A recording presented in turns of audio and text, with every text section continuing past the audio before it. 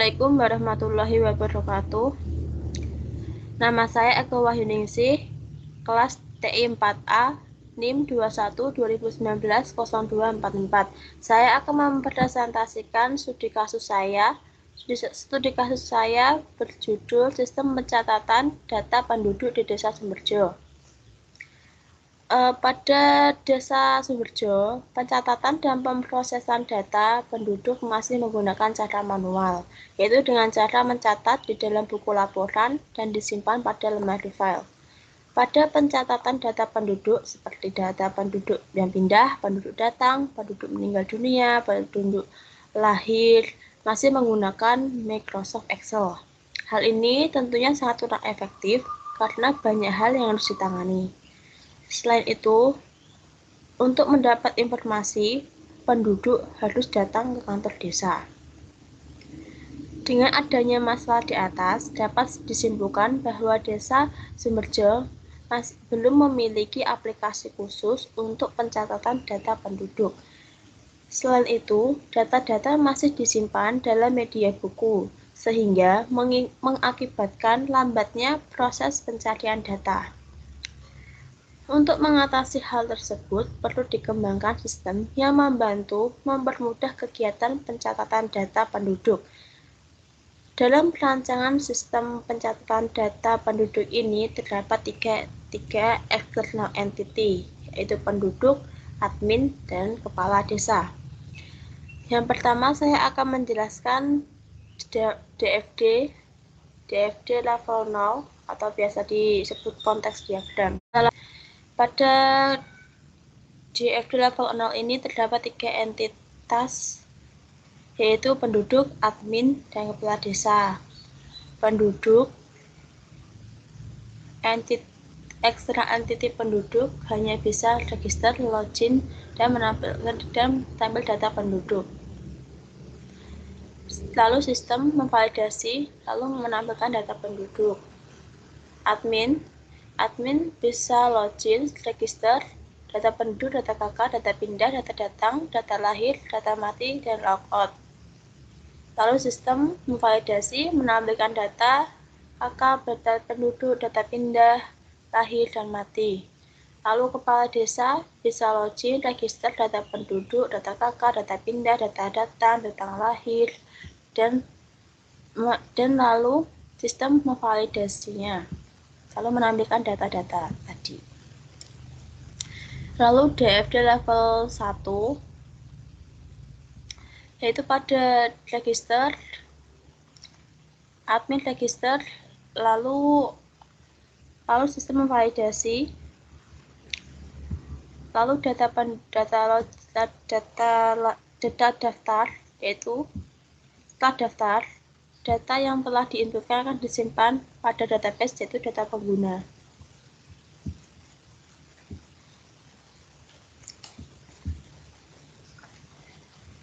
Lalu data penduduk, data KK,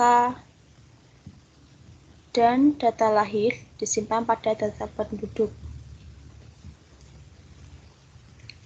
Lalu data pindah, data datang, dan data mati disimpan pada database. Ini seharusnya database data pindah, karena power designernya sudah expired, jadinya tidak bisa saya ganti. Begini kurang lebih rancangan dari DFD level 1. Kemudian level 2. Level 2, admin bisa menghapus data penduduk, data KK, data pindah, data datang, data lahir, dan data kematian. Lalu setelah dihapus, maka dari database akan terhapus. Selanjutnya saya akan menjelaskan tentang visualisasi dari DFD ini. Selanjutnya ini adalah tampilan dari visualisasi DFD. Pertama, halaman login. Halaman login ini menginputkan username dan password. Jika lupa password, kita bisa klik ini, lalu masukkan email yang pernah dibuat daftar. lalu cari akun, masukkan password baru, konfirmasi, lalu ganti password. Lalu jika belum punya akun, klik daftar, nama lengkap diisi seperti biasa. Name, email,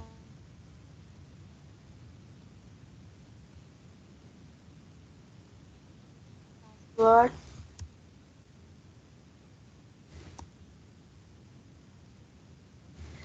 jenis kelamin dipilih, lalu submit. Lalu akan kembali ke halaman login, kita akan login.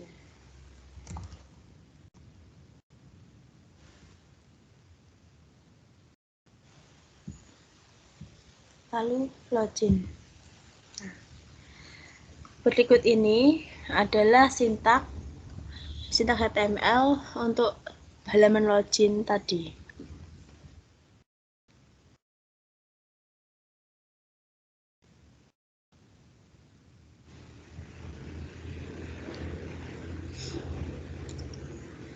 Agar tampilan formnya rapi seperti yang ini, agar rapi, saya menggunakan sintak tabel dengan sel padding 8 agar terlihat rapi, lurus.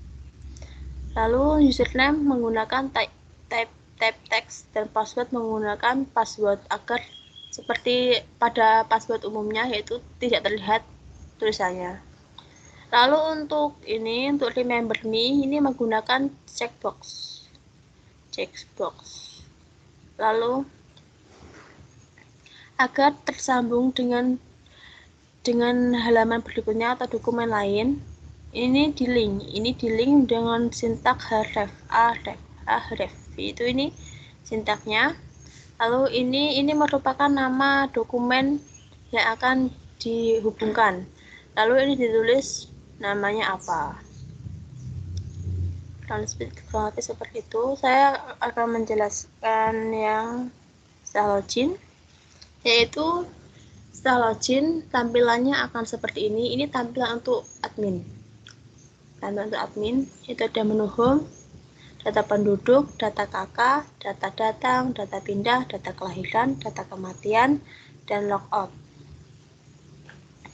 Di menu home ada hanya tulisan ini selamat datang di sistem informasi kependudukan, hanya ini. Lalu jika admin ingin melihat data penduduk, klik data penduduk. Nah, ini ada form untuk menginputkan data penduduk baru. Setelah diisi,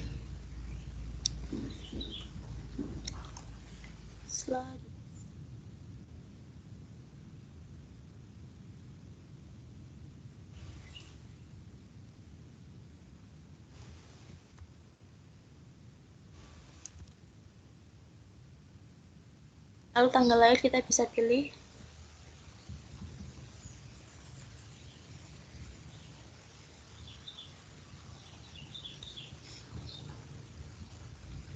Kita pilih jenis kelamin, masukkan RT, masukkan RW, kode pos, provinsi,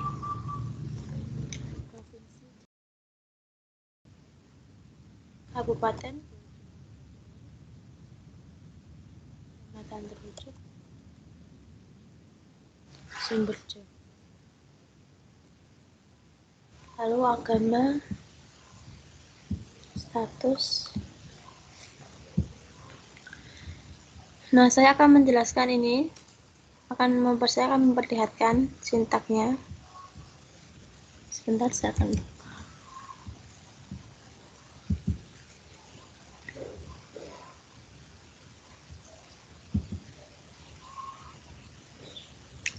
Pada tampilannya ini, yang biru-biru ini, saya menggunakan tag 6. Nah, ini ada list untuk home, data penduduk, data kakak, data datang, dan lain-lain. Ini dilingkan ke sini. Lalu saya juga mengelink ke CSS. Saya menggunakan sedikit CSS untuk membuat tampilan yang biru ini. Dan ini sintaknya, sintak CSS. Nah, ini menu untuk kelas menu. Jadi menggunakan font family Tahoma, font big bold, height 70, weight 100, background warna biru, border radius 5, font size 18. Lalu untuk pada menu list, ini adalah margin 0, padding 5, background tidak ada, display block, float, right.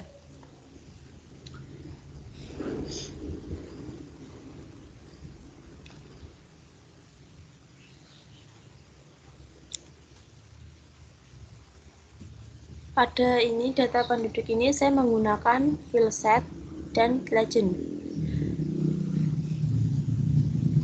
Field set dan legend. Dan untuk membuat tabel membuat form seperti ini kan lurus dan tidak lurus dan rapi. Ini saya menggunakan tabel dengan align left. Align left ini untuk yang sebelah sini. Untuk nama sampai kode pos ini align left. Kalau provinsi sampai ini saya menggunakan align center agar terlihat rapi kanan kiri ada.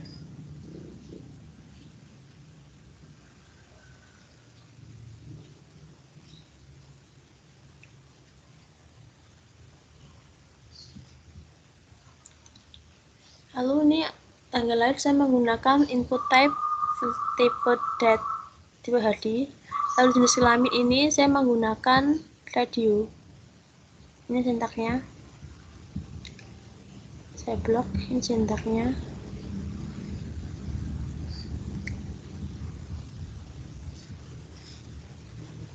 Lalu untuk agama sama status, ini kan sama tampilannya ke bawah gini. Ini menggunakan select option. Itu select name agama, option value. Option value ini untuk mengisi isinya apa, value-nya nilainya apa. Lalu ini ditulisi apa namanya, Islam, Kristen. Status juga seperti sama seperti agama, yaitu ada belum nikah dan menikah. Lalu untuk ini tombol batal sama simpan, saya menggunakan input type dengan tipe submit. Lalu diberi value itu batal dan simpan. Itu kurang lebih penjelasan saya tentang ini, data penduduk, tentang pengisian data penduduk. Lalu untuk admin untuk melihat data penduduk yang telah diinputkan, kita klik lihat data. Nah, data ini ada tabel dengan atribut nama, nomor kakak, nik, tempat lahir, tanggal lahir, jenis kelamin, RT, RW, sampai status. Jadi ini atributnya sama dengan yang tadi, apa saja yang diinputkan. Lalu admin di sini bisa menambah dan bisa menghapus. Bisa menambah data penduduk dan bisa menghapus data penduduk. Untuk sintak dari tabel ini saya akan memperlihatkannya.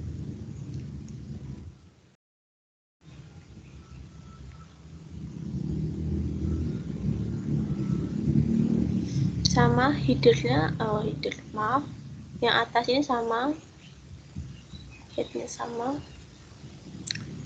Lalu tabel ini saya menggunakan border 1, cell spacing 0, dan cell padding 5. Cell spacing ini digunakan untuk mengatur jarak antar tabel.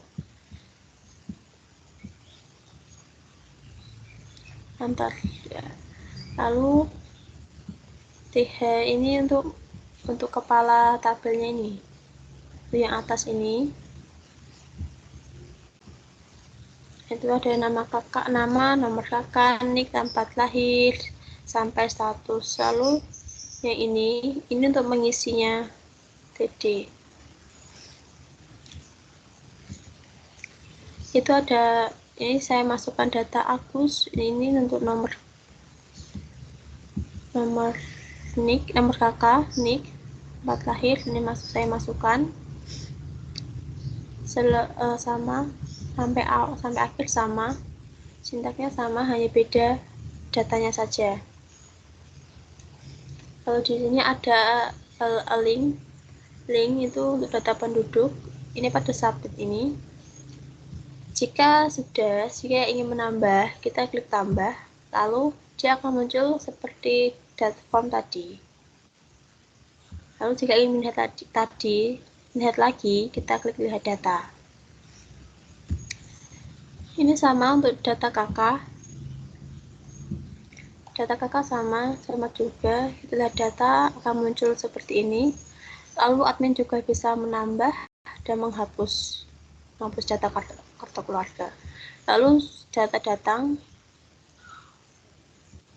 ini sama seperti tadi, ini menggunakan radio, ini menggunakan select option.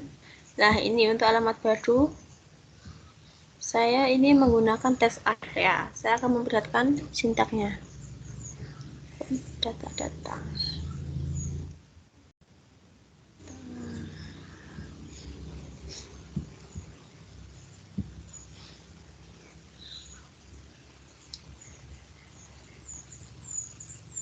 Text area. Nah, ini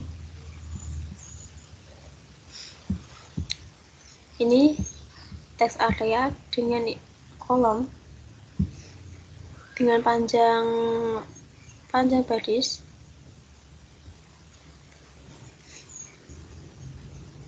dengan panjang 24 dan tinggi 4.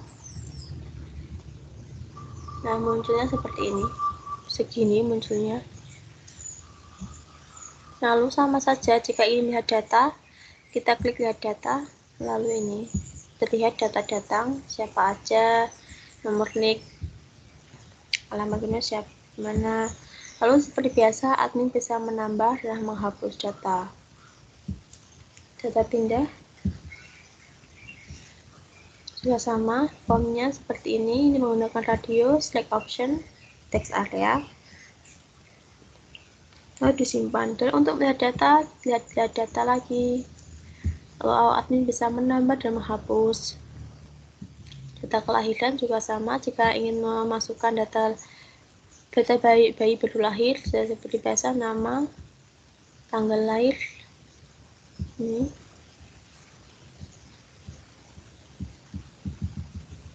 Jadi seperti ini menggunakan tag number, tag input type text, input type number, nama ibu.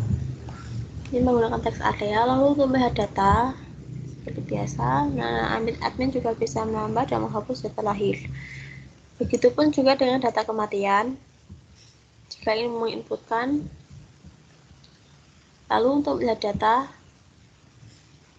akan muncul tabel dengan data kematian, nama, siapa, tanggal lahir, tanggal wafat, alamat, penyebab kematian, dan buku kematian. Lalu bisa tambah dan dihapus. Lalu untuk yang terakhir, admin bisa logout. Logout akan kembali ke halaman sistem awal.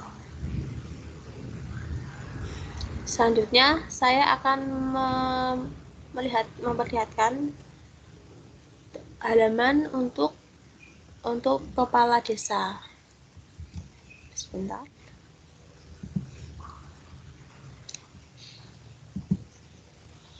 Tampilannya sama seperti tadi, memasukkan username, password, lalu login. Perbedaan antara tampilan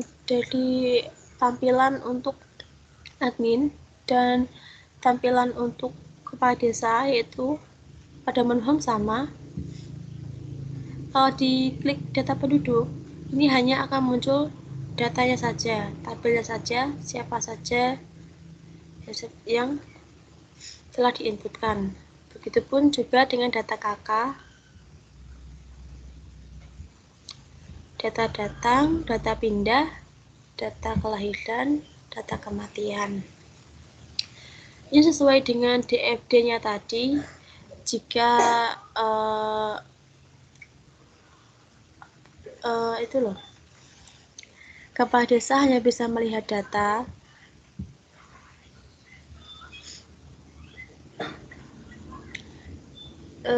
misalnya data dan yang bisa melihat data saja, namun tidak bisa mengeditnya.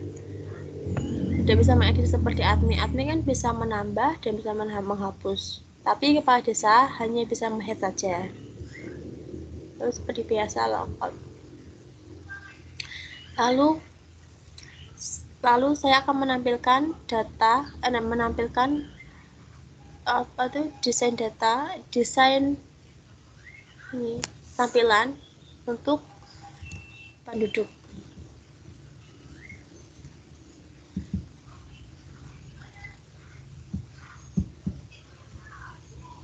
Tampilan pada menu login sama, login, namun ini yang berbeda, perbedaannya hanya ada 3, yaitu menu home, yaitu ini, data penduduk, dan logout.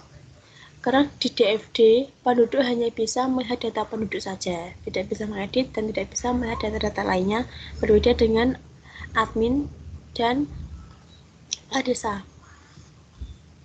Nah, ini hanya bisa melihat data penduduk saja. Siapa saja yang ada di dalam desa tersebut.